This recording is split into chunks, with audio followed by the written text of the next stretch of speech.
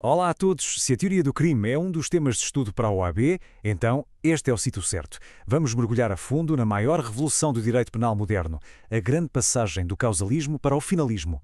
E atenção, perceber isto não é só para acertar umas quantas questões teóricas, não. É o que realmente faz a diferença na hora de resolver os casos práticos da prova. Fiquem por aí. Ora bem, este é o nosso mapa. Vamos começar pela pergunta que está na base de tudo. A ação é causa ou é finalidade? A partir daí, vamos desmontar como é que a teoria finalista teve de reconstruir toda a estrutura do crime. Basicamente pegou no dolo e na culpa e mudou-os de sítio, transformando por completo a ideia de culpabilidade. Vamos a isso? É mesmo aqui que tudo começa, com uma pergunta que honestamente muda tudo. Quando olhamos para um crime, qual é a primeira coisa que devemos analisar? Será que nos focamos apenas na relação mecânica, tipo causa e efeito, entre um movimento e um resultado? Ou, pelo contrário, devemos, desde o primeiro segundo, investigar a intenção, a finalidade que guiou cada passo da pessoa? Este slide resume o debate na perfeição. De um lado temos o causalismo, que olha para a ação quase como uma peça de dominó a empurrar a seguinte. É mecânico. Do outro lado, o finalismo, que vê a ação como um arqueiro a mirar no alvo. A ação tem um propósito. E esta mudança de perspectiva, que parece tão simples, vai obrigar a reorganizar toda a teoria do crime, como vamos ver já a seguir.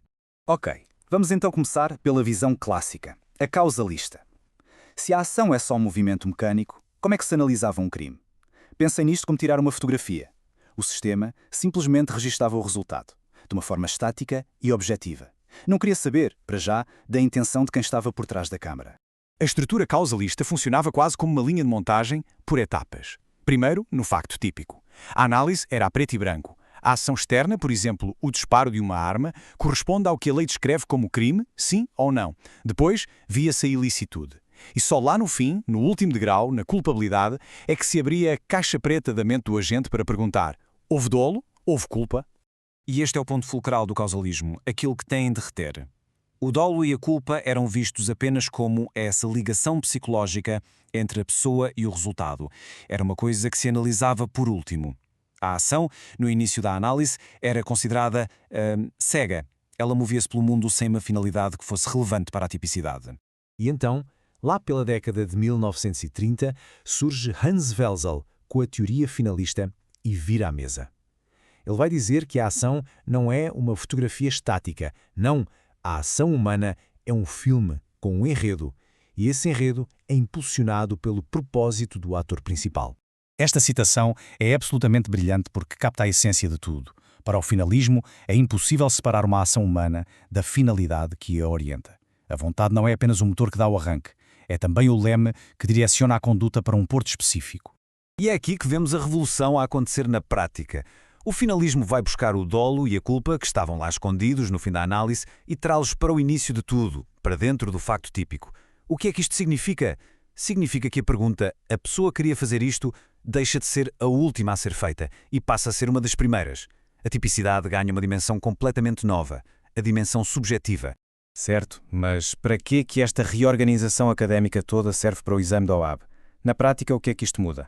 O conceito de erro de tipo dá-nos a resposta perfeita e mostra o impacto brutal que esta teoria tem no dia-a-dia. Bom, então o que é esta tal de tipicidade subjetiva? Vamos pensar no facto típico como se fosse uma moeda. O lado objetivo é aquilo que aconteceu no mundo real, a coroa. O lado subjetivo é a intenção do agente, a cara. Para o finalismo, só existe um facto típico completo se analisarmos os dois lados da moeda, logo, desde o início. Isto leva-nos a uma questão absolutamente crítica. O que é que acontece quando a intenção de alguém se baseia numa percepção errada da realidade? E se alguém dispara a pensar que está a alvejar um animal de caça, mas na verdade é uma pessoa que está ali? A resposta está toda aqui, no erro de tipo. Como o finalismo meteu o dolo dentro do facto típico, se o agente comete um erro sobre os elementos da realidade, pensa que é um animal, mas é uma pessoa, ele não tem dolo de matar uma pessoa. E se não há dolo, o que é que acontece? O facto típico doloso simplesmente desaparece, evapora-se. Para a prova da OAB, isto é ouro. Erro do tipo essencial exclui sempre o dolo. A conduta para o crime doloso torna-se atípica. Ok, se o finalismo esvaziou a culpabilidade, tirando de lá o dolo e a culpa, o que é que sobrou? Bem, ela foi completamente transformada. Deixou de ser uma espécie de armazém de elementos psicológicos para se tornar um puro juízo de valor, um juízo de reprovação. A pergunta-chave da nova culpabilidade não é o que é que o agente pensou, mas sim a sociedade pode reprovar o agente por ter cometido este facto, que já sabemos ser típico e ilícito. Esta culpabilidade finalista assenta então em 3 pilares fundamentais. Primeiro, a imputabilidade. O agente tinha maturidade e saúde mental para perceber o que estava a fazer? Segundo, o potencial conhecimento da ilicitude. Mesmo sendo imputável, ele tinha como saber que aquela conduta era proibida? E terceiro, que é absolutamente crucial, a exigibilidade de conduta diversa. Naquelas circunstâncias concretas, era humanamente exigível que ele agisse de outra maneira? Se a resposta a qualquer uma destas perguntas for não, a culpabilidade cai por terra. E esta revolução da finalidade não ficou só pelo facto típico, não. Ela também teve um impacto enorme na análise da ilicitude, em particular nas causas de justificação, como a legítima defesa.